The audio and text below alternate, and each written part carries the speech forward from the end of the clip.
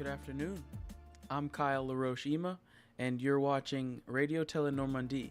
I'll be covering a segment on finance and digital assets, talking about the crypto revolution and my role in it thus far, and how you can get involved as well. I'll be doing a recurring segment for the time being. I believe I'm scheduled to do weekly segments, but if you're looking for me on platforms, you can find me on the hive.blog platform. And let's get right into it. So, I'd like to introduce who I am. Again, you've heard that I'm Kyle. I'm on the Radio Telenormandie show. I've been in crypto since about 2017, when I first learned about Bitcoin. I studied the white paper, and I was bitten by the bug, the crypto bug. This isn't a how I got rich story. This isn't a pitch or a gimmick, but I was very interested in this space for the open systems and the permissionless cash. The ability to transact across borders seamlessly really appealed to me, being, again, a part of the Haitian diaspora, my family being from Haiti, I myself being born in America, in Boston, Massachusetts. And so, fast forward 8 years, I've led many projects. I've kept up a blog where I discuss my adventures, my trials, everything I've learned, and I've kept, for the past year, going a weekly space to discuss the community building of a specific project of mine called Quant. Quant is short for quantitative analyst, and the idea there is that leveraging data and information can be monetized. Basically, attention equals liquidity. The attention meaning social media engagement, participation online in these systems, leads to, again, liquidity in these coin projects, increases the total value locked, and in these DeFi, that's decentralized finance, platforms. So, after that first year of exposure in 2017, I began working through covering projects via writing, largely my blog posts. I looked into different platforms from, again, the Steam platform to Hive to Solana, different blockchains, and Ethereum. I participated in dApps, decentralized apps, like Gods Unchained, Nexo, lending services. And through my user experience journey and detailing my records and sharing on my blog, I gathered so much information that helped me share things with my family, my loved ones, and anyone interested in, again, building their assets, their digital assets online without much cost involved. So, of course, I mentioned that I was attracted to the open systems, the potential for attention to become liquidity. What I was surprised by was how noisy it became. By the end of 2017, Bitcoin and the crypto space was looking at a large bull market, and so valuations ran high, opinions and I would say mania ran high, and people were almost overestimating the potential for this new technology. It was full of greed, and of course, expectations tapered as the bull market cooled off into a bear market. So, it's important to remember that very quickly, narratives can replace substance. The more people I told about Bitcoin and cryptocurrency, and the more popular it got, the more I was met with skepticism that it was not legitimate, concerns about legislation, and the path maybe 5-10 years down the line, which are all valid concerns. And so, as a part of my journey, I vowed to understand these things the best I could so that I could deliver them to people like myself and share the information without any of the fluff. So, more on what I did specifically came down to things I tried didn't scale. I like to write on my blog. I like to share those posts daily, maybe weekly. But unfortunately, sharing media via articles and posts online simply didn't land. So I reassessed. In other cases, I followed momentum that faded. And so it was not easy to necessarily take the attention on a certain subject or a certain idea and translate it towards action, whether that be locking funds, whether that be connecting with others online, sharing posts, so on and so forth. So some takeaways I did appreciate after this experience: timing matters. You need to strike while the iron's hot. You have to mobilize your community while the attention is there. And if you don't have a good pivot, a good anchor for these things, they will fade. Specifically, on that line, attention, I would say, is rented. It's not owned. You can have people's eyes on something, but only for as long as you keep them engaged. If they don't have a method to participate, or it doesn't have an incentive for them, it won't be long before they move on to the next shiny thing. So,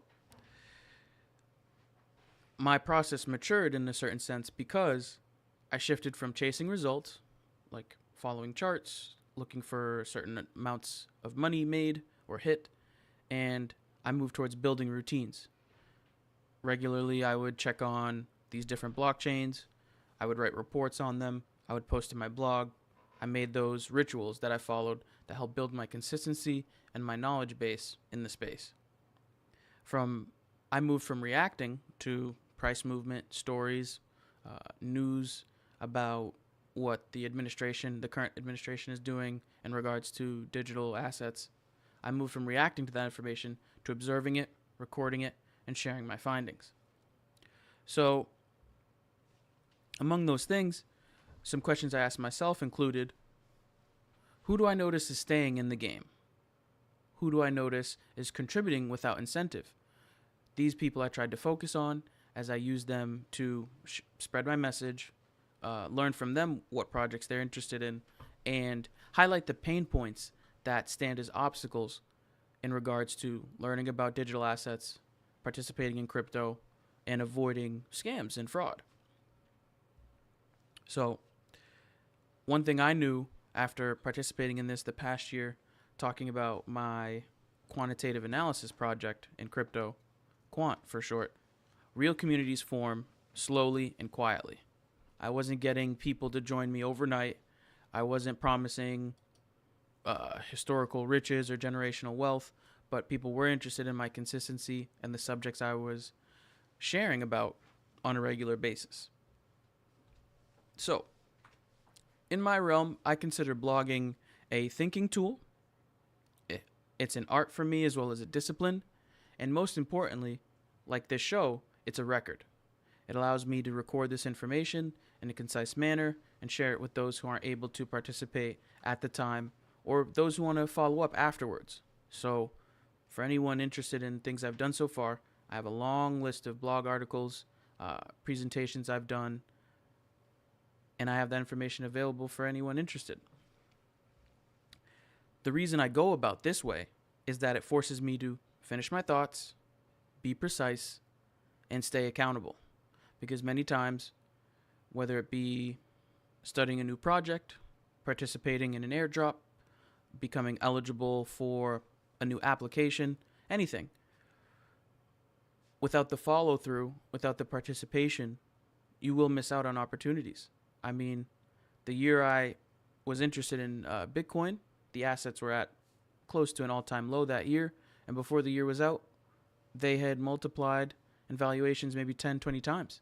So it's fair to say that the right attention at the right time can be very profitable, very beneficial. But I want to distinguish this because it's an important piece. I am not optimizing for virality. I'm not saying outlandish things, making bold claims, and promising the world. I'm slowly building things brick by brick, and I have the record of the blog posts to prove it. I have the shows I did online to prove it. So, for those just joining us, to simplify what I've discussed thus far, writing is how I slow my thinking down. I think when I get that out and people can see it, it adds to their learning and they can appreciate the things I've come away with because it's very deliberate. My project has been successful thus far because I largely do everything.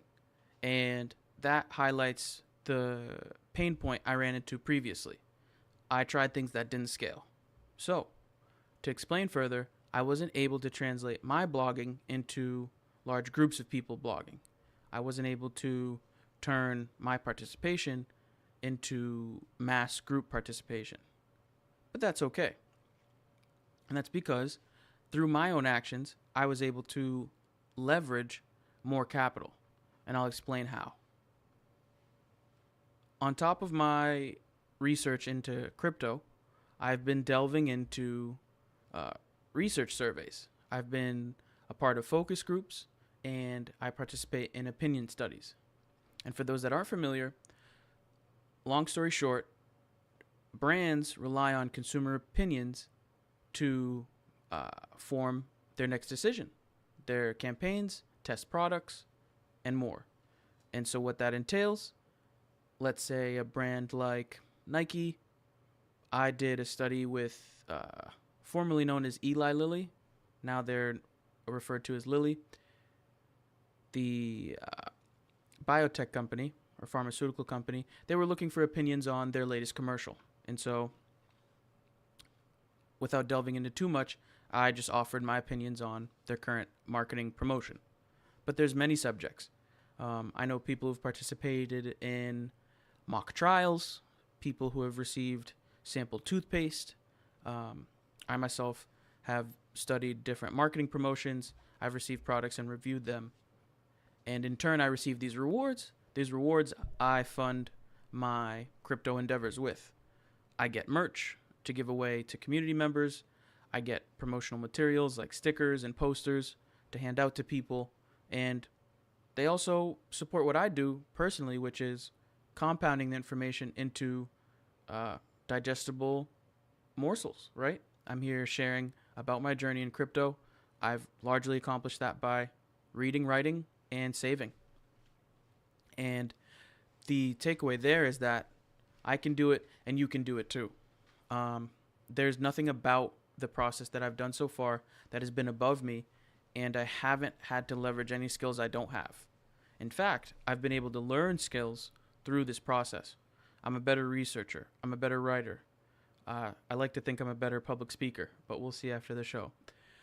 I've learned from many people. I've been a part of many conferences, and I've had the blessing of being mentored by people who have led larger projects than things I've ever led myself. So I think if anyone's interested in crypto, it may not be wise to measure your goal or your progress monetarily. I like to think that I've benefited largely from stepping away from maybe the wallets and the dollar amounts and looking at the value of connections, people, networking, events, and just some homework, reading, writing, taking notes. So, in general, I want to frame my philosophy as if I can't fund it honestly, it's not ready to exist.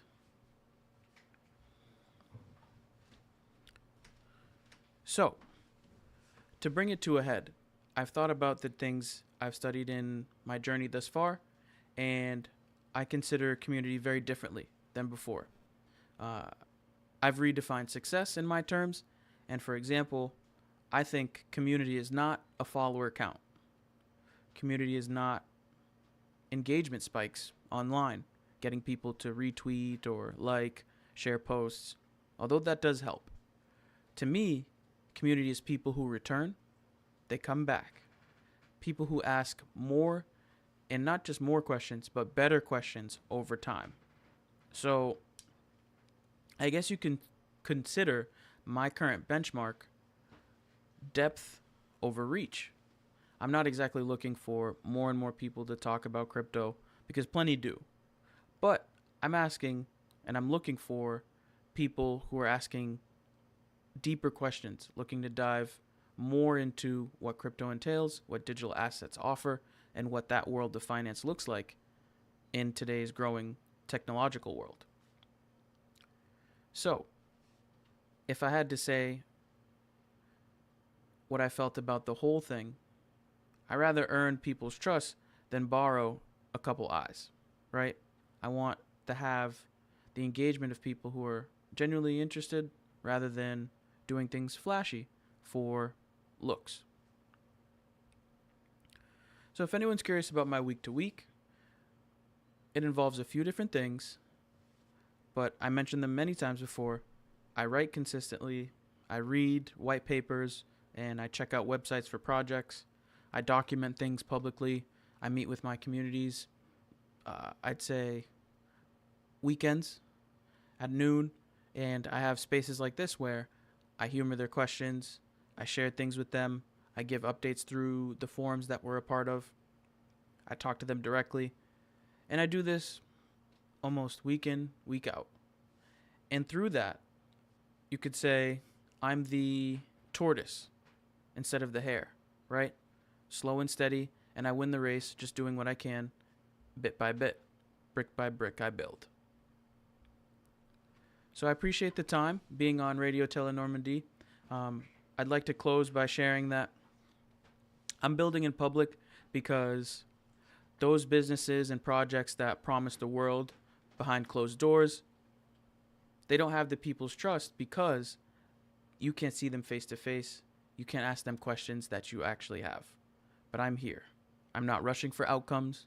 I'm not looking to win anything at anyone else's expense or loss. So if this resonates, I invite you to see the work. Tune in weekly to see Radio Telenormandie and more from me, Kyle Laroche, Eyma. Thank you.